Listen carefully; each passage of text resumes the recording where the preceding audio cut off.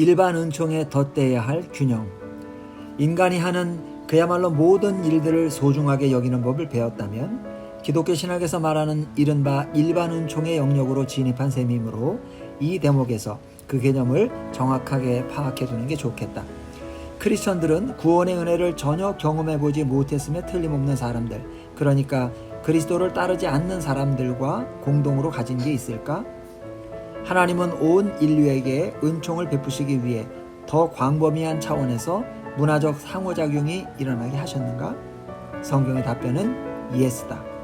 시편 19편은 온 인류에게 하나님의 임재와 영광을 이야기하는 일종의 무언의 메시지와 성경을 통해 크리스천들에게 주신 계시, 그리고 그걸 신뢰하게 하시는 성령님의 역사를 구별하고 있다. 로마서 1장과 2장은 인간이라면 누구든 하나님에 대한 원초적인 지식을 공유하고 있다고 단언한다. 특히 로마서 2장 14절로 15절에서 바울은 모든 인간의 마음에 하나님의 율법이 적혀 있다고 했다. 모두가 정직, 정의, 사랑, 황금률 따위가 미리 장착된 양심을 가지고 태어난다. 아울러 어느 정도까지는 하나님이 존재하며 자신은 창조주의 피조물이고 인류는 반드시 그분을 섬겨야 하며 하나님은 우리에게 그분 자신 그리고 이웃들과 관계를 맺으라고 요구하신다는 사실을 인식하고 있다. 더 나아가 하나님은 광대한 자연뿐만 아니라 기본적으로 하나님이 지으신 그 자연을 빚어내고 채워가는 문화를 통해서도 인류에게 자신을 드러내 보이셨다. 이사야서 28장 24절로 29절을 곰곰이 곱씹어 보라. 파종하려고 가는 자가 지면을 이미 평평히 하였으면 소맥을 줄줄이 심으며 대맥을 정한 곳에 심으며 귀리를 그 가에 심지 아니하겠느냐. 이는 그의 하나님이 그에게 적당한 방법을 보이사 가르치셨음이며 이도 만군의 여호와께서부터 난 것이라. 그의 경영은 기묘하며 지혜는 광대하니라. 놀랍지 않은가? 이사야는 본문에서 하나님이 인간을 가르쳐 솜씨 좋은 농부가 되거나 농업기술을 발전시키게 하신다고 말한다. 어느 주석가는 이 구절을 이렇게 풀었다. 씨를 뿌리고 논밭을 관리하고 곡물을 돌려짓는 따위의 기술을 인간이 발견한 줄 알지만 실제로는 창조주 하나님께서 창조의 책장을 열어 진리를 보여주셨을 따름이다. 경작은 문화 형성의 전형이다. 따라서 학문이 발전하고 예술작품을 만들어내고 건강을 지키는 방법이 혁신적으로 개선되고 과학기술이나 경영이 진보하는 것은 그저 하나님이 창조의 책장을 열어 진리를 보여주신 결과일 뿐이다. 물론 인류 역사에 등장했다가 사라진 농부들 가운데 절대 다수는 전혀 의식하지 못했지만 이것이 사실이자 현실이라고 이사야는 자신 있게 이야기한다. 신학자들은 이를 가리켜 일반 계시라고 부르는데 하나님이 무사람들에게 자신을 드러내 보여주시는 일반 은총을 의미한다. 비슷한 의견을 내놓는 성경의 다른 본문들도 살펴보자. 야고보서 1장 17절은 온갖 좋은 은사와 온전한 선물이 다 위로부터 빛들의 아버지께로부터 내려오나니 라고 가르친다.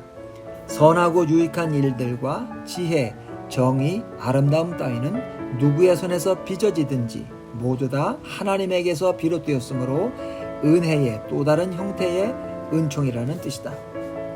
출애굽기 31장 1절로 4절은 부살렐에게 여호와께서 하나님의 영을 그에게 충만하게 하여 지혜와 총명과 지식과 여러 재주를 갖게 하셨다고 전한다.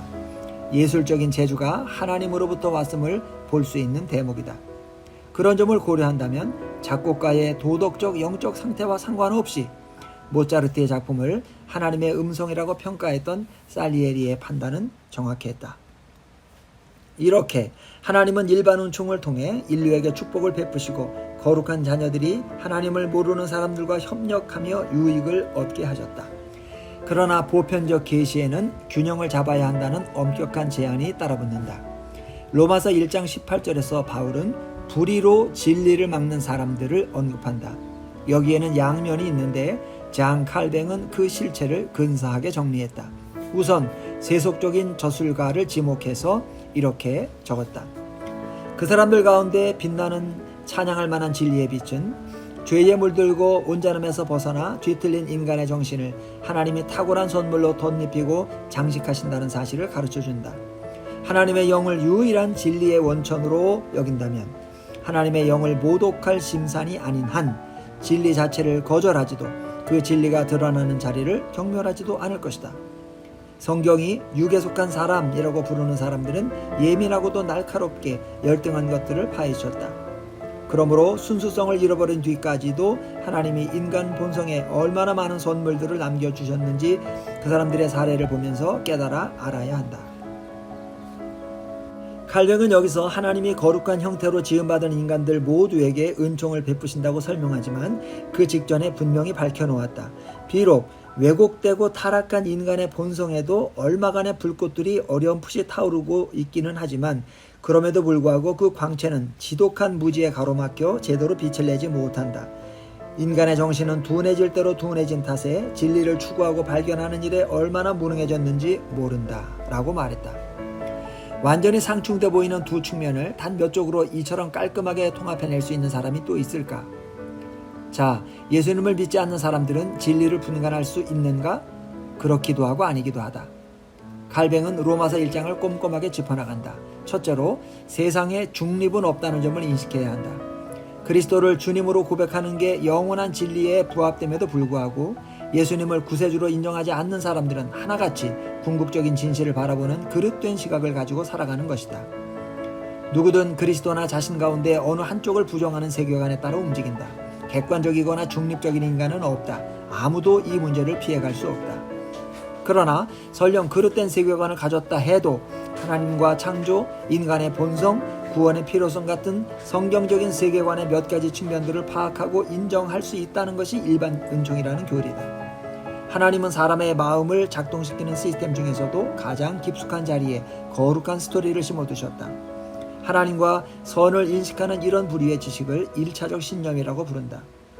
의식과 지성, 문화적으로 체득하는 2차적 신념 같은 요소들의 극렬한 저항을 받기는 하지만 누구나 어느 수준까지는 1차적 신념을 가지고 있게 마련이다. 불의한 행동으로 진리를 가로막는 사람이라는 바울의 표현은 한 사람 한 사람이 얼마쯤은 진리를 중심에 품고 있음을 암시한다. 진리가 없다면 어떻게 그걸 가로막을 수가 있다는 말인가? 바울의 묘사에 기묘한 긴장이 배어있는 까닭은 그리스도를 주님으로 인정하지 않는 사람들의 뛰어난 언행이 일정한 수준까지는 알지만 그 이상은 모르는 진리에서 비롯되었기 때문이다. 레너드 번스타인의 경우 세속적이고 자연주의적인 2차적 신념을 가지고 있지만 텔레비전 방송에 출연해서 이렇게 말했다. 베토벤 교향곡 5번을 듣고 있노라면 세상을 조화롭게 하고 어디에나 있어서 언제든 감지할 수 있으며 스스로 정한 법을 일관되게 따라가며 기대를 결코 저버리지 않을 거란 믿음이 가는 무언가가 존재한다는 걸 느끼게 된다. 음악이 감정뿐만 아니라 의미도 선사한다는 얘기다. 인생이란 우주적인 우연의 산물이라 거기에 뜻을 둘 만한 대상이 하나도 없다는 게 이 작곡가의 공식적인 신념이다. 그럼에도 불구하고 음악에는 어떻게 살아가야 할지 결정하는데 결정적인 역할을 하는 의미가 엄연히 존재한다는 사실을 실감하게 만들었다. 다들 경험하듯 1차적 신념이 2차적 신념을 뚫고 끌어올랐던 것이다.